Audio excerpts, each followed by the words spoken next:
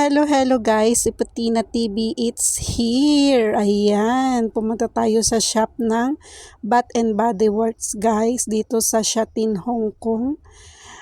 Favorite ko tong shop na to kasi dito ko binibili yung mga mababango kong kandila. Mahilig ako sa mababangong kandila guys.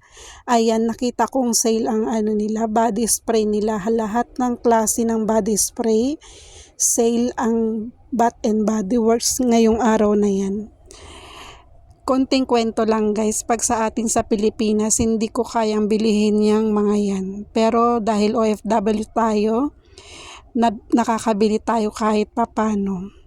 Ayan, ito yung mga new arrival nila guys. Yung mga new arrival nilang body spray, may mga kaamoy siya ng mga mamahaling brand. Pero yan, 98 HK dollar lang po sa ngayon. Pero ang original price niya, nasa 200 plus po yan. Ayan siya, may iba't ibang klase rin sila ng lotion. At papakita ko sa inyo, ayan ang mga kandila nila guys. Napakabango talaga. Pag nagaano kayo ng kandila, pumunta kayo sa Bath and Body Works. Hindi kayo magsisisi. At ito ang aking mga pinamili. Bumili ako ng 2 klase ng body spray nila.